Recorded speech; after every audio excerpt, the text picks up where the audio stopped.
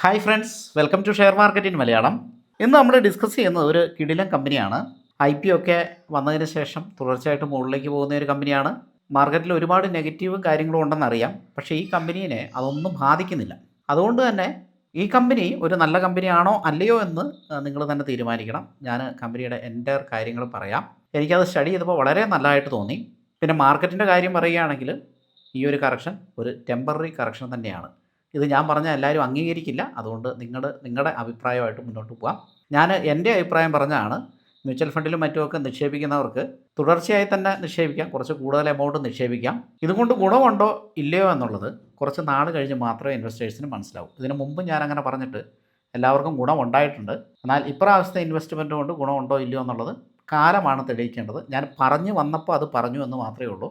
Market ഇപ്പോൾ down ട്രെൻഡിലേക്ക്, അല്ലെങ്കിൽ up trend ആയിരുന്നു, അപ്പോൾ സ്ലൈറ്റ്ലി ചെറിയ സമയത്തേക്ക് ഒരു ഡൗൺ ട്രെൻഡിലേക്ക് മൂവ് ചെയ്തുകൊണ്ടിരിക്കുകയാണ്. അതുകൊണ്ട് തന്നെ ഫർദർ ഇൻവെസ്റ്റ്മെൻറ്റ് കാര്യങ്ങളൊക്കെ ചെയ്യണോ വേണ്ടയോ എന്നുള്ളത് സ്വന്തമായിട്ട് തന്നെ തീരുമാനിക്കാം. അതുപോലെ തന്നെയാണ് ഈ ഒരു കമ്പനി എനിക്ക് വളരെ നന്നായിട്ട് തോന്നി. അതിൻ്റെ ഒരു റീസൺ എന്താണെന്ന് വെച്ചിട്ടുണ്ടെങ്കിൽ, ഈ കമ്പനി ഓട്ടോമൊബൈൽ സെക്ടറിലുള്ള കമ്പനിയാണ്. ഇവരുടെ ക്ലയൻസ് ആരൊക്കെയാണെന്നറിയാവോ? Tata Motors, Bajaj Auto, Honda, Hero Motor Corp, Jaguar Land Rover, Royal Enfield, Mahindra, EV commercial vehicles, etcetera. അപ്പോൾ ഇവരൊക്കെയാണ് മേജറായിട്ടുള്ള ക്ലയൻസ്. അതെനിക്ക് വളരെയധികം ഇഷ്ടപ്പെട്ടു. കാരണം എല്ലാം വമ്പൻ കമ്പനികളാണ്, നമ്മൾ കാണുന്ന കമ്പനികളാണ്. ഇവരുടെ വാഹനങ്ങൾ നിരത്തിൽ നമ്മൾ കാണുന്നതാണ്. അപ്പോൾ ഇവരുടെ പ്രോഡക്റ്റുകൾ ഈ കമ്പനികളുടെയൊക്കെ വാഹനങ്ങളിലേക്കുള്ള പാർട്സ് നിർമ്മിച്ചു കൊടുക്കുന്നതാണ്. ഇപ്പോൾ സസ്പെൻഷൻ ഉള്ളത്, chassis system, polymer components, mirror system, exhaust system. അപ്പോൾ ഇതൊക്കെ EV വെഹിക്കിളിനും കൂടെ സൂട്ടബിൾ ആയിട്ടുള്ള സിസ്റ്റമാണ്. എന്തായാലും ഒരുപാട് EV വാഹനങ്ങൾ വരുമെന്ന് നമുക്കറിയാം അല്ലേ.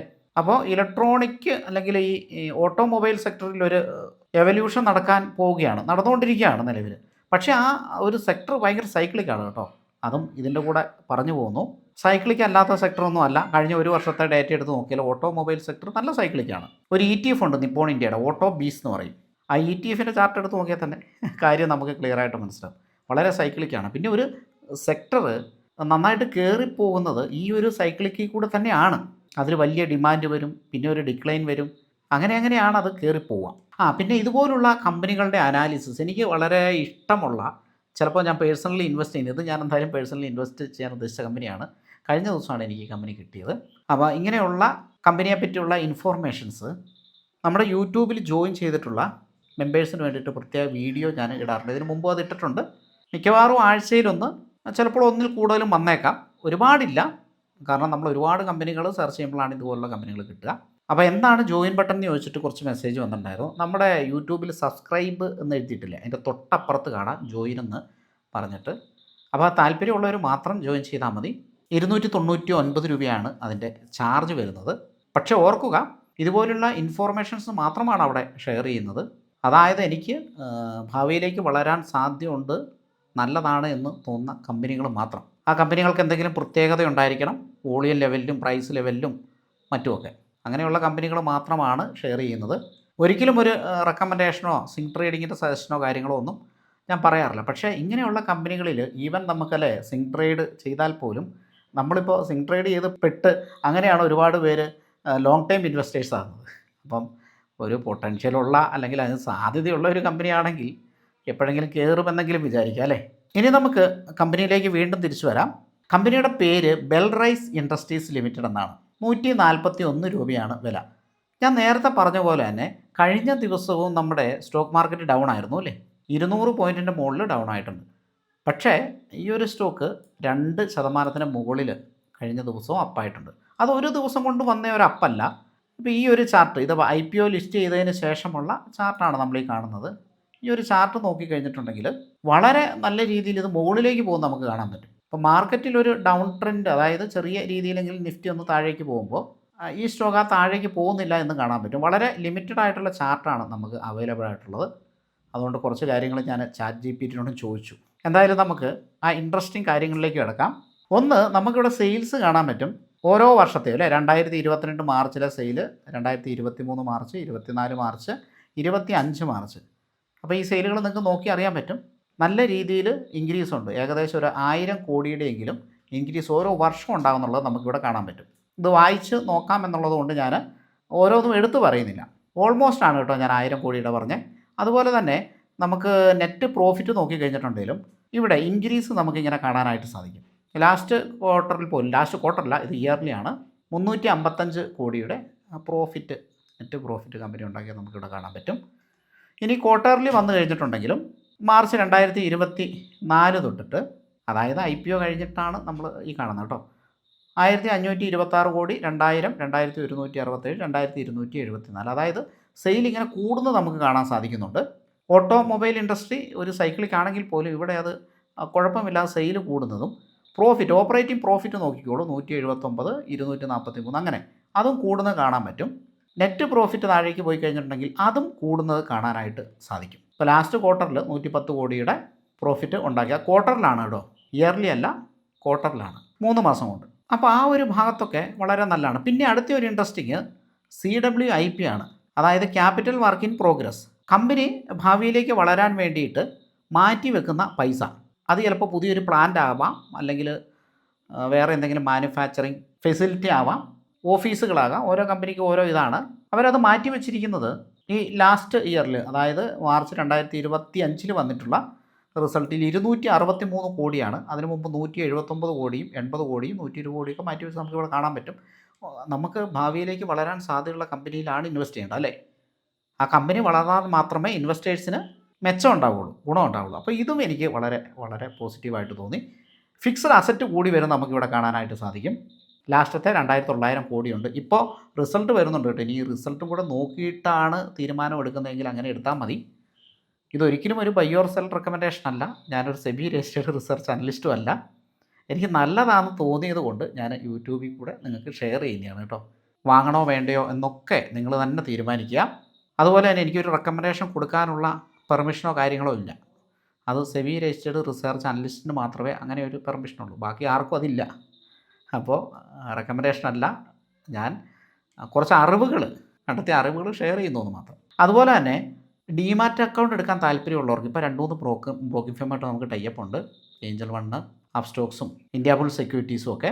അപ്പോൾ അവരുടെയൊക്കെ ലിങ്കുകൾ ഡിസ്ക്രിപ്ഷനിൽ കൊടുക്കുന്നുണ്ട്. മ്യൂച്വൽ ഫണ്ടിൽ മാത്രം ഇൻവെസ്റ്റ് ചെയ്യാൻ താല്പര്യമുള്ളവർക്ക് അസറ്റ് പ്ലസിൽ അക്കൗണ്ട് എടുത്താൽ മതി, അതിൻ്റെ ലിങ്കും ഡിസ്ക്രിപ്ഷനിൽ കൊടുക്കുന്നുണ്ട്. അക്കൗണ്ട് എടുത്തതിന് ശേഷം വാട്സപ്പിൽ എന്നെ അറിയിക്കുക, ഏത് അക്കൗണ്ട് എടുത്താലും അറിയിക്കുക. ആ അറിയിക്കേണ്ട വാട്സപ്പ് നമ്പറും കൂടെ ഡിസ്ക്രിപ്ഷനിൽ കൊടുക്കുന്നുണ്ട്. ഇനി റിസർവ്സിലേക്കൊന്ന് പോയി നോക്കാം. നല്ല രീതിയിൽ റിസർവ്സ് ഉണ്ട്, അത് കൂട്ടി വെച്ചിരിക്കും നമുക്കിവിടെ കാണാൻ പറ്റും. അതായത് ഓരോ വർഷവും റിസർവ്സ് അവർ കൂട്ടി വെക്കുന്നുണ്ട്. 2371 കോടിയുടെ റിസർവ്സ് ഇപ്പോൾ ഉണ്ട്. എനിക്ക് അതും വളരെയധികം ഇഷ്ടപ്പെട്ടു. ഇനി അടുത്ത ഒരു പോസിറ്റീവ് കാര്യം, ഇതെല്ലാം പോസിറ്റീവാണ് കേട്ടോ. നമ്മളിവിടെ ഡെപ്റ്റേഴ്സ് ഡേയ്സ്, ഇൻവെൻറ്ററി ഡേയ്സ്, ഇതൊന്നും വളരെയധികം കൂടുതലൊന്നുമല്ല. Cash conversion cycle, working capital, ROC, ഇതെല്ലാം വലിയ കൂടുതലല്ല. ഇനി അടുത്തത് ഷെയർ ഹോൾഡിംഗ് പാറ്റേൺ. ഞാൻ നിങ്ങളുടെ ടൈം മെനക്കെടുന്നില്ല, അതുകൊണ്ട് കുറച്ച് സ്പീഡിലാണ് പറയുന്നത്. കാരണം നിങ്ങൾക്കും ഈ സ്ക്രീനർ കയറി നോക്കാവുന്നതാണല്ലോ, പിന്നെ ഒരുപാട് ലെങ്തി ആക്കണ്ടെന്ന് വിചാരിച്ചു. പ്രൊമോട്ടർ ഹോൾഡിംഗ് 73%, FIS ഹോൾഡ് ചെയ്യുന്നുണ്ട്, പോസിറ്റീവാണ്. പ്രൊമോട്ടർ ഹോൾഡിംഗ് പോസിറ്റീവാണ്. DIS ഹോൾഡ് ചെയ്യുന്നുണ്ട്, 7% മുകളിൽ പോസിറ്റീവാണ്. പബ്ലിക് ഹോൾഡ് ചെയ്യുന്നു 13% പോസിറ്റീവാണ്. Number of share holders 2,23,147. അതായത് ഒരുപാട് ഇൻവെസ്റ്റേഴ്സ് ഈ ഷെയറിനകത്ത് കയറി കിടപ്പുണ്ട്, റീറ്റെയിൽ ഇൻവെസ്റ്റേഴ്സ്. അതാണ് ഇത്രയും നമ്പർ വന്നേക്കുന്നത്. ഇത് അത്ര പോസിറ്റീവല്ല എന്ന് വെച്ച് നല്ല കമ്പനികളിൽ റീറ്റെയിലേഴ്സ് കയറണ്ടെന്ന് നമുക്ക് പറയാൻ പറ്റുമല്ലോ. അപ്പോൾ ഇത് റീറ്റെയിലേഴ്സിൻ്റെ പാർട്ടിസിപ്പേഷൻ 13% ഉള്ളൂ, എന്നാൽ പോലും അത് പല കൈകളിലായിട്ട് ആണെന്ന് എനിക്ക് തോന്നി. അപ്പോൾ എന്തെങ്കിലും ഒരു നെഗറ്റീവ് റിസൾട്ട് എന്തെങ്കിലും വന്നാൽ റീറ്റെയിലേഴ്സ് ചിലപ്പോൾ പേടിച്ച് വിറ്റുമാറാൻ സാധ്യതയുണ്ട്. പക്ഷേ ഈ പറയുന്ന FIS DIS അങ്ങനെയുള്ള സാധ്യത കുറവാണ്. അപ്പോൾ ഇത് ഒരു കുറച്ച് വലിയ നമ്പറായിട്ട് തോന്നി. ഇനി നമുക്ക് നേരെ ഒന്ന് മുകളിലേക്ക് പോകാം. മാർക്കറ്റ് ക്യാപ്പ് നോക്കി കഴിഞ്ഞാൽ 12,555 കോടി. നല്ലതാണല്ലേ, അത്യാവശ്യം മോശമില്ലാത്ത കമ്പനിയാണ്. ഇപ്പോഴത്തെ പ്രൈസ് 141 രൂപയാണ്. 52 വീക്കിലോ 89 രൂപയാണ്. സ്റ്റോക്കിൻ്റെ PE എന്ന് പറയുന്നത് 35ആണ്, ഇൻഡസ്ട്രി PE എന്ന് പറയുന്നത് 29ആണ്. അതായത് ഇത് വെച്ച് നോക്കുമ്പോൾ സ്റ്റോക്ക് കുറച്ച് വാല്യുവേഷൻ കൂടുതലുണ്ട്. അപ്പോൾ അതാണ് ഞാൻ പറഞ്ഞത്, നിങ്ങൾ തന്നെ തീരുമാനിക്കുക. കുറച്ച് പ്രൈസ് കുറഞ്ഞിരുന്നെങ്കിൽ വളരെ നല്ലതായിരുന്നു. ഇപ്പോൾ കുറച്ച് വാല്യുവേഷൻ കൂടുതലുണ്ട്. അതുപോലെ മറ്റൊരു ഇത് നെഗറ്റീവ് എന്ന് പറയാനല്ല, ഡെപ്റ്റ് to equity ratio 1.10 okay, almost 1ന് താഴെ വളരെ നല്ലതാണ്. ഇതിപ്പോൾ 1ന് വളരെ മുകളിലല്ല, കടവാണ് ഞാൻ പറഞ്ഞത്. EPS നല്ലതാണ്. പെഗ് റേഷ്യോ നോക്കുമ്പോൾ 3.35 ആണ്, 1ന് താഴെയാണ് വളരെ നല്ലത്. ഇതിപ്പം 3 ഇരട്ടിയാണ്. ഇത് വാല്യുവേഷനെയാണ് സൂചിപ്പിക്കുന്നത്. ഈ പെഗ് റേഷ്യോ കാണുമ്പോൾ കമ്പനി കുറച്ച് ഓവർ വാല്യൂഡ് ആണ്. കൂടിയ പ്രൈസിനും അത് വാങ്ങാൻ ആളുണ്ട്, അത് വാങ്ങിക്കൊണ്ടിരിക്കുന്നു. അതാണ് ഒരു പ്രശ്നം. എന്തെങ്കിലും ഒരു കറക്ഷനോ കാര്യങ്ങളോ വന്ന് ഇടിയുകയാണെങ്കിൽ നല്ലതാണ്. അതുകൊണ്ട് തന്നെ ഞാൻ പ്ലാൻ ചെയ്യുന്നത്, ഇപ്പോൾ ഞാൻ വാങ്ങാൻ ഉദ്ദേശിക്കുന്ന പകുതി ക്വാണ്ടിറ്റി എന്തായാലും വാങ്ങുന്നുള്ളൂ. ഇടിയുകയോ കാര്യങ്ങളോ ചെയ്യുകയാണെങ്കിൽ ഇടിഞ്ഞോട്ടെ. ഇപ്പോൾ ഇടിയുന്ന ലക്ഷണങ്ങളൊന്നും കാണുന്നില്ല, പക്ഷേ അങ്ങനെ എന്തെങ്കിലും ഉണ്ടെങ്കിൽ നമ്മൾ വാങ്ങിക്കഴിഞ്ഞിട്ടൊക്കെ ഇടിഞ്ഞോട്ടെ. പിന്നീട് താഴെ ലെവലിൽ അതിനൊരു ബൈ വന്നിട്ടുണ്ടെങ്കിൽ എന്തെങ്കിലും ഒരു ഷോർട്ട് ടൈം ബ്രേക്കൗട്ടോ കാര്യങ്ങളോ കിട്ടിക്കഴിഞ്ഞാൽ ബാക്കി പകുതി പൈസ ഇൻവെസ്റ്റ് ചെയ്യാമെന്നാണ് ഉദ്ദേശിക്കുന്നത്. എൻ്റെ പേഴ്സണൽ വ്യൂ ആണ് കേട്ടോ. കാരണം ഇത് കുറച്ച് വാല്യുവേഷൻ ഉണ്ട്, അല്പം കൂടുതലാണ്. ബുക്ക് വാല്യൂ നമുക്കിവിടെ കാണാൻ പറ്റുന്നില്ല. അതുകൊണ്ട് തന്നെ കാരണം ഇത് ലിസ്റ്റ് ചെയ്തിട്ട് അധികം ആയില്ല, അതുകൊണ്ടാണ് ഒരുപാട് ഡീറ്റെയിൽസ് ഇല്ലാത്തത്. അപ്പോൾ ഞാൻ ചാറ്റ് ജിപിടിനോട് ചോദിച്ചു, കുറച്ച് കാര്യങ്ങൾ ഇദ്ദേഹത്തോട് ഞാൻ ചോദിച്ചു, മനസ്സിലാക്കി. അപ്പോൾ ബുക്ക് വാല്യൂ ഇദ്ദേഹം പറയുന്നത് 29 എന്നാണ്, ഇപ്പോൾ 141. അപ്പോൾ ബുക്ക് വാല്യൂ വെച്ച് നോക്കിക്കഴിഞ്ഞാലും കമ്പനി കുറച്ച് വാല്യുവേഷൻ കൂടുതലാണ്. എന്നാൽ മറ്റൊരു കാര്യം നോക്കുക, കമ്പനിയുടെ ബുക്ക് വാല്യൂ വെച്ചിട്ട് ഇപ്പോഴത്തെ പ്രൈസ് ഒരു 5 ഇരട്ടിയിലാണ് പ്രൈസ് ടു ബുക്ക് വാല്യൂ, അതായത് പി ബി റേഷ്യോ 5 ഇരട്ടിയാണ്. ഇൻഡസ്ട്രി പി ബി റേഷ്യോ എന്ന് പറയുന്നത്, ഇൻഡസ്ട്രി പി ബി വി ഇത് 3 ഇരട്ടി അല്ലേ, 3.3. അപ്പോൾ ഇതാണ്. അപ്പോൾ ഇൻഡസ്ട്രി പി ബിനെ വെച്ച് നോക്കുമ്പോൾ അതിലും കുറച്ചും കൂടെ കൂടുതലാണ് ഈ കമ്പനിയുടെ price to book value. So അങ്ങനെ നോക്കിയാലും ഇത് കുറച്ച് വില കൂടിയ കമ്പനിയാണ്. ഇച്ചിരി ഓവർ വാല്യുവേഷൻ കുറച്ച് കൂടുതലാണ് എന്ന് നമുക്ക് മനസ്സിലാക്കാൻ പറ്റും. ബിസിനസ് പ്രൊഫൈൽ ജസ്റ്റ് നമുക്കൊന്ന് നോക്കാം. Company is A leading automotive component manufacture offering safety critical systems and engineering solutions for 2 wheelers 3 wheelers 4 wheelers passenger and commercial vehicles. ഇതിപ്പോൾ ഇംഗ്ലീഷ് വായിക്കുമ്പോൾ തന്നെ മനസ്സിലാകുന്നുണ്ടല്ലോ അല്ലേ, കാരണം സിമ്പിളാണ്. നമ്മൾ 2 വീലറും 3 വീലറും ഒക്കെ ഒരുപാട് കേട്ടിട്ടുള്ളതാണല്ലോ. അതുപോലെ തന്നെ അഗ്രികൾച്ചർ വെഹിക്കിൾസ്, ട്രാക്ടർ പോലെയുള്ളതായിരിക്കാം. അതുപോലെ തന്നെ കമ്പനി ഇൻ്റർനാഷണൽ മാർക്കറ്റിലും കമ്പനിക്ക് പ്രസൻസ് ഉണ്ട്. Australia, Slovakia, UK, Japan and Thailand. നല്ല കാര്യമാണ്. ഇന്ത്യൻ മാർക്കറ്റിൽ 24% ഷെയർ കമ്പനിക്കുണ്ട് എന്നുള്ളതാണ്. അപ്പോൾ നല്ലൊരു പ്രസൻസ് ആണല്ലേ. 4/1 പ്രസൻസ് ഇന്ത്യൻ മാർക്കറ്റിൽ തന്നെ കമ്പനിക്കുണ്ട്. അത് മെയിനായിട്ട് 2 വീലർ സെഗ്മെൻറ്റിലാണ് കേട്ടോ.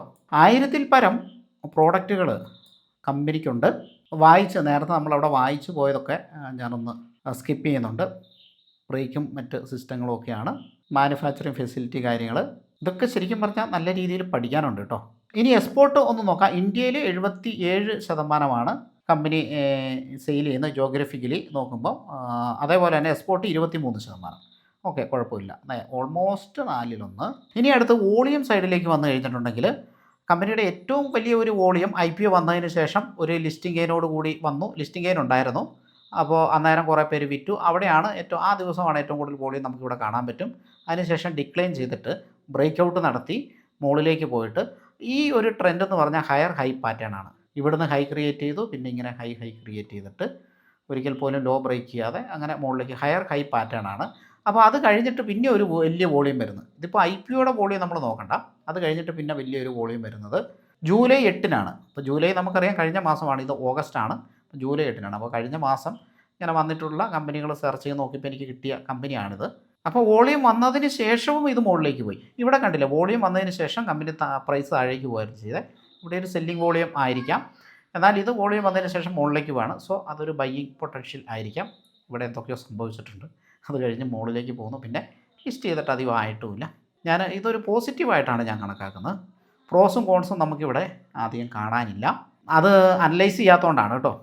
അതായത് ഇപ്പോൾ പുതിയ കമ്പനി ആണല്ലോ, ലിസ്റ്റ് ചെയ്തിട്ട് അധികമായല്ലോ. കമ്പനി അത്ര പുതിയതൊന്നുമല്ല, കുറച്ച് പഴയ കമ്പനി തന്നെയാണ്. ഞാനിവിടെ ചാറ്റ് ജിപിടിൻ്റെ ചോദിച്ച് പ്രോസും കോൺസും കുറച്ച് എടുത്തിട്ടുണ്ട്. അപ്പോൾ OEM പാർട്ട്ണർഷിപ്പിൽ, OEM എന്ന് വെച്ചാൽ ഒറിജിനൽ ഇലക്ട്രോണിക് മാനുഫാക്ചറർ. അപ്പോൾ ആ OEM ബിസിനസ്സിൽ ഒരു സ്ട്രോങ് പാർട്ട്ണർഷിപ്പ് കമ്പനിക്കുണ്ട്. അതാണ് പ്രോസ്. കോൺസ് എന്ന് പറഞ്ഞാൽ ചെറുതായിട്ട് പ്രോഫിറ്റബിലിറ്റി മാർജിന് ഡിക്ലൈൻ ചെയ്യുന്നുണ്ട്. ഭയങ്കരമായിട്ടല്ല, നമ്മളിപ്പോൾ കണ്ടു കഴിഞ്ഞു. ഭയങ്കര ഡിക്ലൈനിങ് അല്ല, ഇൻക്രീസ് തന്നെയാണ്. പക്ഷേ ആ ഗ്രോത്ത് കുറച്ച് കുറയുന്നുണ്ട്. EV കോമ്പാക്റ്റബിൾ ഡിവൈസും കാര്യങ്ങളും ഒക്കെ പ്രോഡക്റ്റുകളും ഒക്കെ കമ്പനി മാനുഫാക്ചർ ചെയ്യുന്നുണ്ട്. അത് പ്രോസാണ്, പോസിറ്റീവാണ്. എന്നാൽ കസ്റ്റമർ റവന്യൂ കോൺസെൻട്രേഷൻ അതൊരു കോൺസാണ്. അതായത് ഇവിടെ കമ്പനിയുടെ ടോപ്പ് 10 ക്ലയൻസ് കമ്പനിയുടെ സെയിൽസിൻ്റെ 60 മുതൽ 64% വരെ ടോട്ടൽ റവന്യൂവിൽ കോൺട്രിബ്യൂട്ട് ചെയ്യുന്നു.